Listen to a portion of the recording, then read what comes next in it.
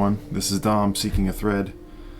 As I teased and as I talked about, here is the Vinyl Absorption Midyear update. Coming to you, you're probably seeing this in just about mid-July. I actually had recorded a version of this a bunch of days ago, but it just wasn't coming out good. It was too early in the morning, so I'm doing it again now. I didn't even finish that. It was bullshit. I looked like shit. I didn't know what I was talking about, as opposed to this video where I'm going to know exactly what I'm talking about. As I've sort of talked to, I've recorded all kinds of videos that are in the can. I don't know where the heck this one is currently at, but you may have heard in some respect. I need a new turntable stylus. I ordered it. It is lost. I still don't have it. I was away for a few days. I was in Montreal. Yes, sorry, friends in Montreal. I did not mention it, but it was a strictly vacation for my wife and I after we dropped our kids off at summer camp. So we basically just ate really good food. I did hit Haute-Tour, but did not have time for much else. So went to Montreal, came back. I still don't have my stylus, and I don't know what's going on. I put in a tracking on it with the post office. Hopefully it turns up this week. All that is to say, I still am playing cassettes, and right now we're listening to Natalia Baylis, who made that amazing record in 2021 on Touch Sensitive. This is a previous release on the Eiderdown label, which always has artwork like this, I believe. This is called The Steadfast Star Universe. It is recorded in 2018, or released in 2018. And some of it sounds reminiscent of the Mermaids record that I was talking about. So I'm listening to all the cassettes that I have lined up on my pile.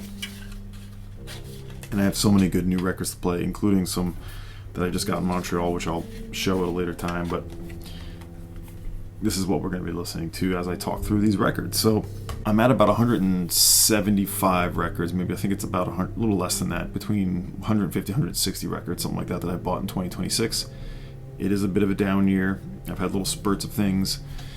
And as you know, I create a 2026, or I do create a targeted list of records I'm looking for every year.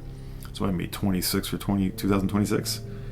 And they were way ambitious. And as a result of that, out of those new 150, 160 records I've bought, I only have one from my current list. However, I'm showing you 8 records today because the other 7 are some heavy-duty pieces, and this is indeed the heavy piece, the heavy-duty Megawatt update mid-year. And some of these records I'm going to show, other than the one from the 2026 target, were on previous lists of other years, WFMU target lists that I like to do. This is all stuff that, landed with a wonderful thud here, and were tough to source, and did my due diligence to get them for the fair prices I could. That's what we're going to get into. Before we do that, yes, I was just away. I was at the Solid Sound Festival, so I was in Montreal. I'm about to leave, or as you see this, I have left for another week in the Adirondacks, which I do every year with my family. So hopefully I can put a few other videos out in the meantime. Recorded some Acid Archives diaries. Those are in the can, so those are coming. I've not let that go.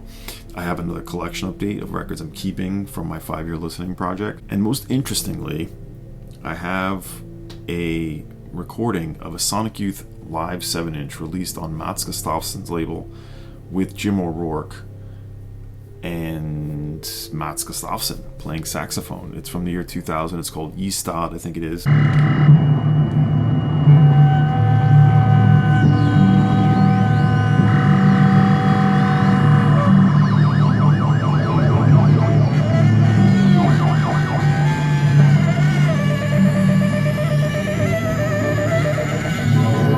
Very rare. I think he only made a couple hundred copies, and I talked to Mats. I did a recording of the 7-inch, and it is now live on my channel. He said, let's just put it out there, and hopefully the Sonic Youth Camp won't mind. It's never been digitized. There's no audio of it online.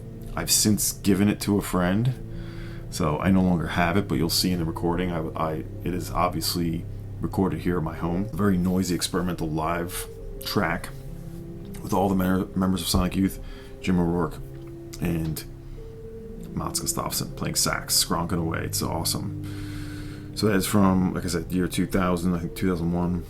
And you can hear the whole thing here below, link below. So check that out. That's now live on my channel too. It's about a 10-minute video. That's the entire recording. It's 33 RPM. So with that, I want to get into these records. And let's just start with the first one, the only one for my 2026 list. Now, there's two other records. One of them I thought I had. It was in the midst. It was in my targets of my target. But it didn't quite work out. Couldn't quite get it for the price I wanted. And then there's another one which may soon end up here. As far as the rest of the year goes, we'll see. So this may be the only one that I get from the list.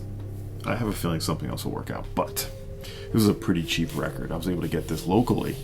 Well, mostly locally. And by the way, most of the records you're going to see are all online finds, whether it was through Instagram, Discogs, eBay. None of these were bought in person. This one ended up shipping from about an hour away from me in Binghamton. It is the Moles' Untune the Sky, their debut LP, with Richard Davies, who would go on to do more solo recordings than he would with the Moles, but this is just pure pop. Australian indie pop sort of joy. It's from 1991 on the Seaside label. And it's got this inner sleeve. You can get a good look at what they were doing here. These guys were really doing something out of step at the time. Like I said, like lo-fi indie pop with a lot of fuzz and hooks, plenty of hooks. It's got the amazing song "Bury Me Happy" on it, like the first version of it. There's another version of it you can check out. But the Moles at this point were Glenn Fredericks, Carl Zadro, and Richard Davies. And I don't remember if there's a reissue of this, but this I was able to get pretty cheap, I think, for comparatively. And it's kind of like a mini EP almost. It's 8 songs, pretty fast, or mini album I should say, but excellent stuff. 1991, like I said, Australian band, home recording certainly. Very out of step with time. Richard Davies would do much more on his own, of course, releasing records very much like a 90s sort of more little mid-fi pop kind of thing. But if you like the Bats, New Zealand Bats, you'll love this record. If you like just fuzzy indie pop with great hooks and just good everything, this is just great. And this is the Seaside label. Pretty small label. Came out on this smoky, it's the only pressing I think. So I don't believe there's a black vinyl pressing of this, but that's the Seaside label. There's a band I've been following for a few years, known about them for many years. Listen to Richard Davies here in a bit. I know Jay, Records with Jay from Sloan, he talked about Richard Davies in a recent video. But this is one I only recently, within the last year or two, really wanted to track down. So happy I got that one. The Moles' Untune the Sky on Seaside, 1991. All right, the next one's been a long time want for sure. Still have the reissue here. And this is a reggae record, but a very special, spiritual, deep roots reggae record. You all should probably know this one from 1974, big time record here, Peace and Love by Dadawah or Wadasow. I'm not sure what the actual title, I think it's both, I guess. It's 4 tracks, all long, 2 per side, and this is produced by Lord Chalmers. And Dadawah is really Ross Michael, who grew up, obviously Jamaica, recorded with the Sons of Negus, which was a very spiritual Nyabingi sound, and that's what is coming through here, that percussive hand drum sound, but with some very far out sort of textures and deep listening, deep roots, you might call this, dark, also pretty spiritual. I mean, look at the back here, you get a good idea of what's going on. It's on the Federal, or actually a subsidiary of the Federal label, which did a lot of roots music in general, Wildflower. This is one of the many first pressings, 1974. It's got a deep groove even. And this has just always been, since I ever heard it, just a record, a reggae record, but I say that because it really is its own thing. It's in its own class in such a wonderful way. There's a Trojan UK pressing with the orange-ish sleeve and a close-up of Ross Michael's face. But otherwise, this is just, like I said, unmatched in sort of its beauty, spirituality, authenticity, I think. And it's truly a Rastafarian sort of opus, you might say. Like I said, produced by Lord Chalmers, who was known for working with stretched out rhythms and sort of, early dub for sure. Willie Lindo is the guitar player, Lloyd Parks bass, Paul Williams drums, and piano, organ, and percussions, procations by Lord Chalmers. So, with the Federal Soul Givers on some of the brass. Yeah, if you like Count Ossie, you'll definitely love this. I still have the reissue, and as of right now, I think you're seeing, or you're about to see, here's the reissue. This is not the Superior Viaduct reissue, I forget who did this one, but hopefully you're seeing a quick comparison of the two records. Out of the mouths of babes and sucklings, Dadawah did strength to still the enemies and the avenger. Jah Rastafari.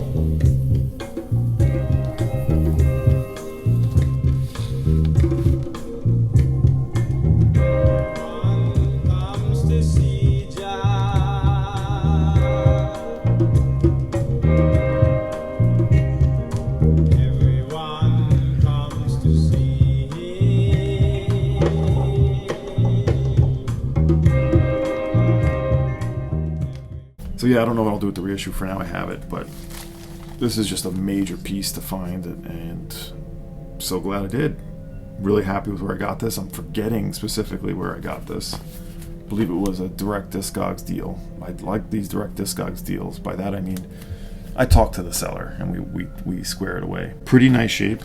The record is a low VG plus, I'd say. Plays very strong.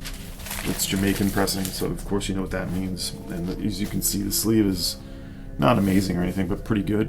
And we have a stain down here, some worn corners, but this is not bad at all. Pretty solid for Jamaican original, 1974 Dadawah, Peace and Love, Wadasow. If you don't know this record, get the reissue. It's exceptional.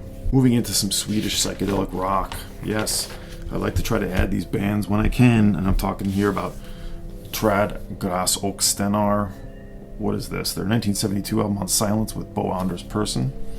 This is following Harvester, International Harvester, and this is a live recording from the Fallen Prison, 1972. Certainly going for a rural, very blues jammy, but it's not like that. There's just like moments where it sounds like this very crude version of blues, and then it goes into this hazy sort of head trip, sort of long jammy sound. I got this from the Instagram seller IMAX Co, I think, French seller.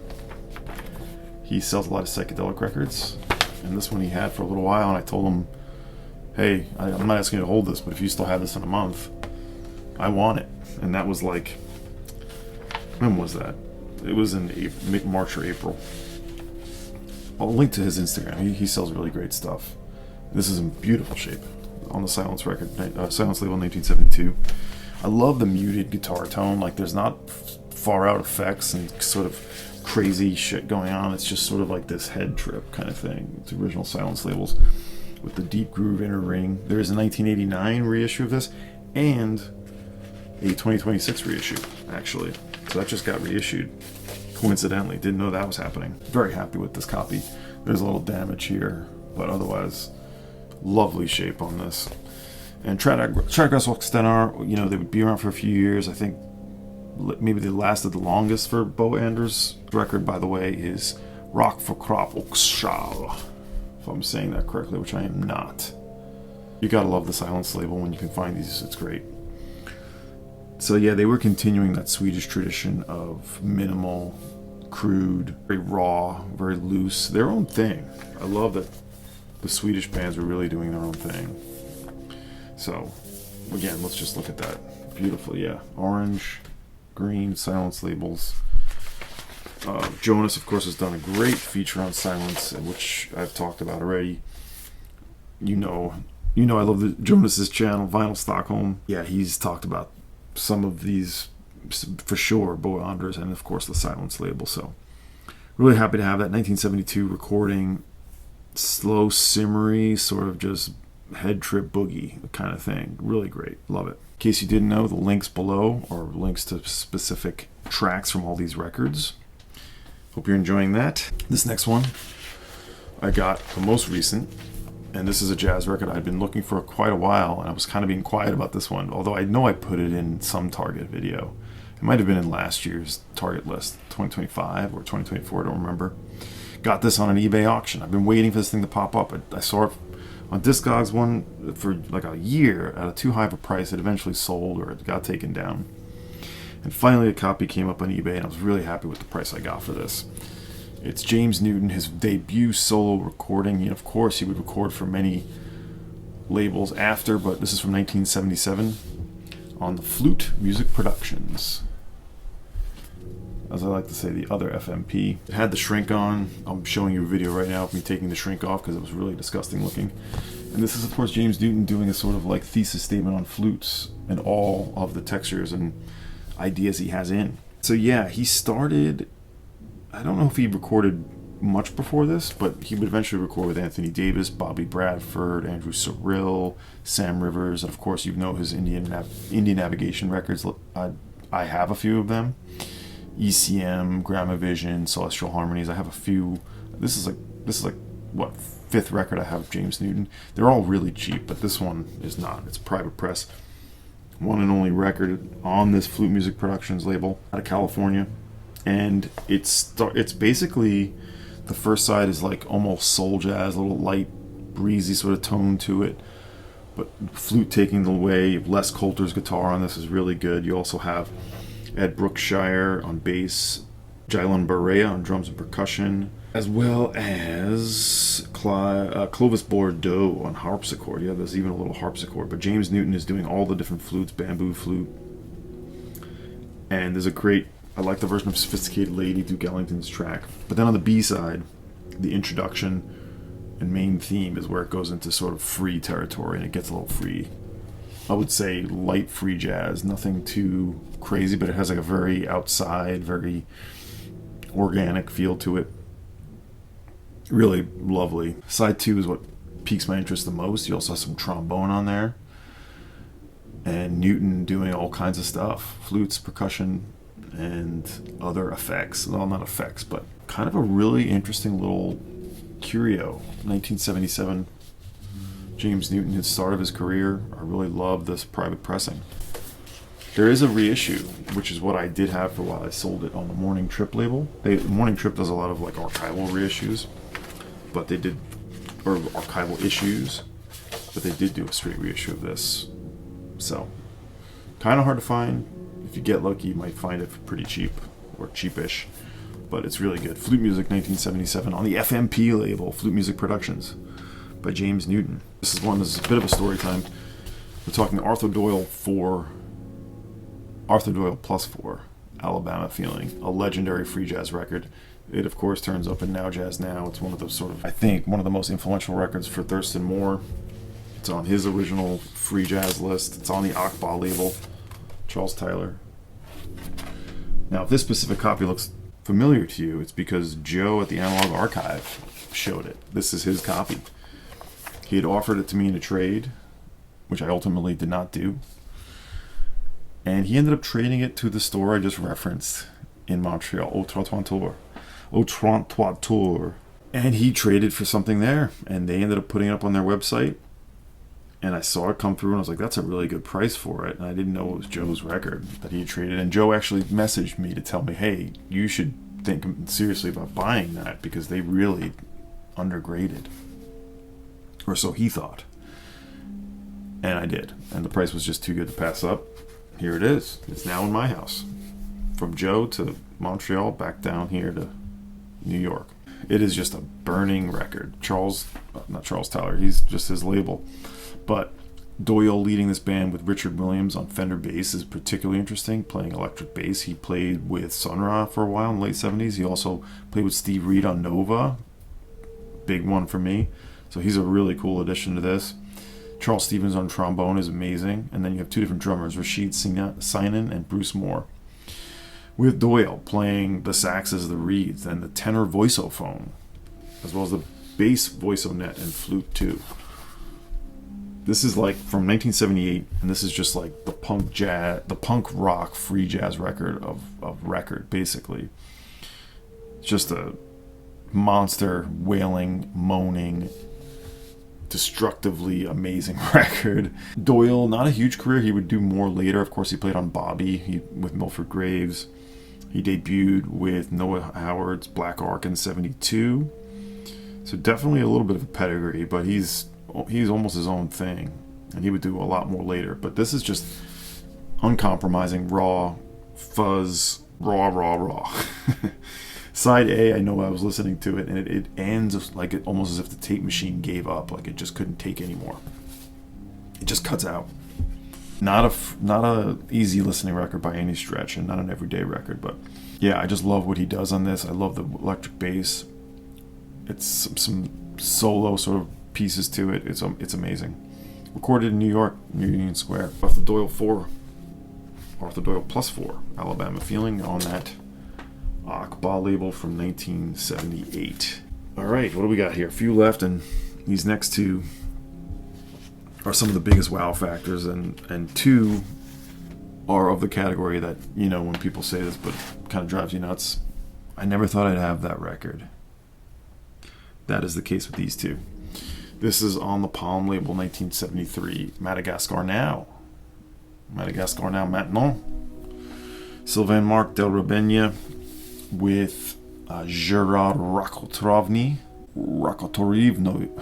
That's a tough one. Playing Fender bass, more electric bass and percussion. And Frank Rolson. So if you can see there, what are we looking at there? There we go. A major one from Palm. I put the reissue in one of my vinyl absorptions a couple of years ago. This was probably at the top of my list, one of the top of my list for Palm Records. Recorded by Jeff Gilson, of course. This is just a cosmic African influenced groove record. It's jazz in name only, really. The Fender bass on this is so good. As I said, there's Fender Rhodes, and there's the Valia, which is Del Rabenja playing that, which is sort of a wooden harp, similar to a zither. And it's a tribute to Rakotorovny. I'm not sure why I wrote that, but the first side consists of two instrumental pieces of the Valiha, a Madagascar harp on bamboo, played by Del Rabenja, a modern follower of the late Rakotorovny, the Django Reinhardt of the Valia. So it's a tribute to that player. The accompaniment uses several Madagascan folkloric instruments consisting of xylophones and tambourines. The electric bass and drums complete this group because Madagascar now, Maintenant, is not the constitution of the art that is past, but an expression of the current folklore of the huge island. Sylvain Marc with his cousin Angers Jaffet, both natives of Tamata, the large harbor of the western coast of Madagascar, give us in long several aspects of the Madagascan people. The second side is dedicated to the compositions of Sylvain Marc, who has created a harmonic mixture between pop music, jazz, and Madagascan music. He proves the versatility of his gifts. Guitarist on this record, bass player, drummer, percussionist, singer, and composer. So he's playing all of that.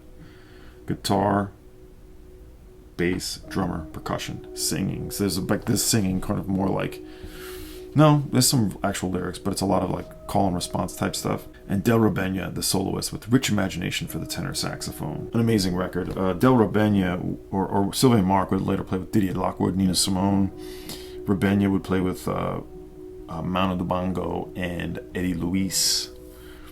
So this is just, like I said, a very tough to figure out, but a very free feeling, flowing groove to this. This is a groove type record, I guess you'd say. Super different, super interesting than anything else you might hear. I recommend the reissue Souffle Continue if you don't have that. Otherwise, just stoked that I got this. Really great price from a seller in England who I think just needed some money. And I was happy to give him some of mine. A lot of mine. But it's so worth it. This is such a special record to me. One that I've, like I said, with all these records, I've been playing these quite a bit. And this one just, I don't want it to leave my turntable. And I'm going to still play it some more. It's not getting filed just yet. Really great shape. The record's like near mint. Really great. Really happy. This came from the New Music Distribution Service. So this record did end up in New York at some point via Mowers Music. Although it was an English buyer. So, but that is 1973 Madagascar Now.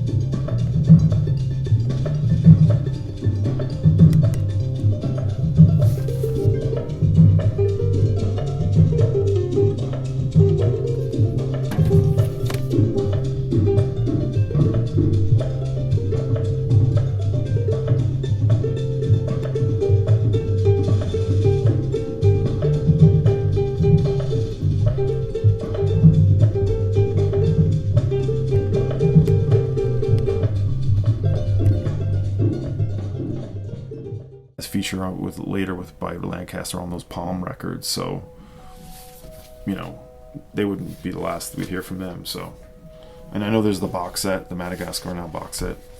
I don't have that, but right now I'm just stoked to have that one. So there we go. Sylvain Marc de Rabenja, Madagascar Now, Maintenant, Själ. Okay, I've been sort of making somewhat of a note of my interest in Italian composers and sort of experimental and avant-garde but minimalism in the late 70s, and this is a big one in that sort of regard. Also was reissued, which I had, and I knew I would try to find the original, but I didn't think I would. Lo and behold, I did. Raul, Lovisoni, Francesco Messina, Prati, Bagnati, del Monte, Analogo, 1979 on the great Cramps label. This was from Italy. Came up for sale. It's been up for sale for a while. Again, it does have this is a printed inner. I think it's a printed inner, which of course I'm not putting the record in, but here's the liner notes between the two of them. There's a Superior Viaduct of this record. It's on the Cramps label, as I said. It's got some old records, store stamps on it. I'll show you the Cramps label. This is a truly special record when it comes to minimalism in the Italian avant-garde. As I said, from 1979. Messina is playing all the keyboard instruments on here. Lovisoni is kind of the composer, you might say. There's the two of them. And they both have a pretty light recording career. They would just be CDs later. They both have one other record each around this time that I'm also would be interested in. This is kind of their thesis statement again. Spare recording career, but really so much is happening here. And it's 3 tracks. The title track, Prati Bagnati del Monte Analogo, Hula Om, and the Amon Ra. Now we have some contributors to here. On the A1, it's the piano solo essentially. It's a stunning record. It's the whole side, 23 minutes. And that is played by Messina. And it's just stunningly beautiful stuff for the side. On side 2, we have a harp track that features Patti Tassini on the Hula Om track, which is a beautiful, amazingly beautiful track. And then on the third, It's a Glasspiel track, glass cylinder type stuff. And that's played by Yuri Kamaska. I'm sorry, that's the vocalist. Yuri Kamasaska. And Yuri is a singer-songwriter, or Yuri, who has a record on the Italian Blah Blah label, which I'd like to find. But I really love that one with the voice and the glass sort of manipulation. This is such a beautiful album. Nothing quite like it. I think Lovisoni is playing the Glasspiel on beat on that track, which is called, the glass track is called Amon Ra, as I said. So nice one here, man. Wow. Sleeve in pretty good shape. There was some record store stickers. I think I still have some remnants of one there. But I was able to remove the stickers pretty successfully. I was pretty nervous to do it, but you know, the sleeve is a little worn. The record is super nice, plays strong. A wonderful Cramps label. There's obviously more Cramps records I'd like to find, including one that is on the way. I did find that I owe Stunty a good nod to, but this is defining record to get for the Italian minimalist sort of ideas happening in the late 70s. Oh, I didn't mention, produced by Franco Battiato, a great psychedelic prog experimental artist from the early 70s as well. Also had records on Blah Blah. Produced by Battiato, although I don't think he actually plays anything on here, I don't think, but he's referenced here as producer. Oh, here's some other instrumentation. On the title track, the 23-minute long track, we also have Michele Verugatti playing vocoder, Moog synth vocoder, Roland synth EMS. In that case, it is Messina who's written the music, and Michele Verugatti is the player. So a little bit different than what I had told you there. Lovisoni wrote the harp piece, and that harp is played by Patti Tassini, and Lovisoni plays the Glasspiel, wrote the music on Amon Ra with the vocalist by Yuri Kamasaska. There you go, there's all the detail. Beautiful album. It's stunning.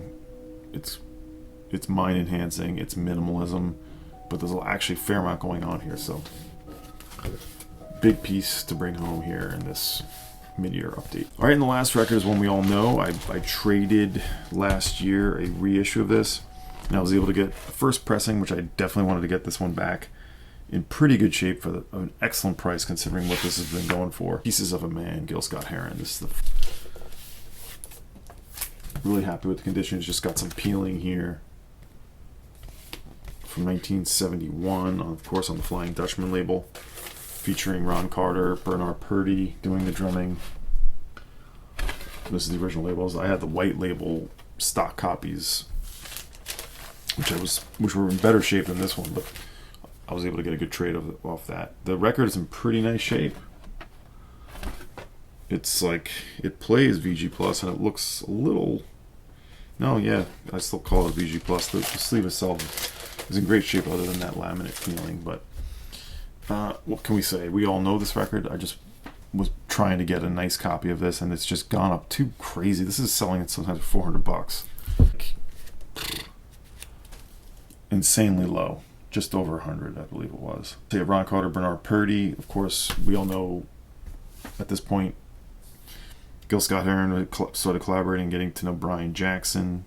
They met at Lincoln University for when they were both studying creative writing, I believe, and sort of their collaborative duo started from there. He had the Small Talk at 125th Street Gil Scott prior to this, which I used to have. I decided to sell that.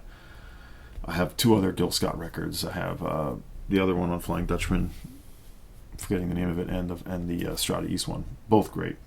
But this is, of course, The Revolution Will Not Be Televised, Lady Day and John Coltrane. I mean, this is like the classic record to have, and it's been acclaimed plenty, but it's really great, and it's worth your time. I mean, this is like the start of bringing beat poetry into funk, into soul, into sort of politics. It all comes together here in such an amazing way. So yeah, he was very influenced by people like Langston Hughes and the Last Poets he heard, and that was a very key thing for him to hear. Born in Chicago, but was mainly associated with living in New York. He moved there, I think, when he was like 12. Pieces of a Man. First proper studio album from 1971 on the amazing Flying Dutchman label by Gil Scott-Heron. There we have that. Alright, that is my mega want, my heavy piece update, vinyl absorption for the half year. Hope everyone's doing well. Hope everyone's, we're halfway through this year. It's kind of amazing. It's gone so fast. So much insane shit's going on. Sometimes it's hard to focus on other things, but music is a great distraction, and it's a great thing in my life. It's a very important thing in my life, obviously, and I find it worth having all of these crazy records around me as a sign of continuous inspiration. What can I say? That's kind of how I feel about it. Doesn't make sense a lot of the time, but it does bring me joy. So I hope your records are bringing you joy. And if not, sell them. Just sell them and take a vacation. No, anyway, I'm going on vacation. To the mountains we go. I hope everyone's doing great, as I said. I'll speak with you soon.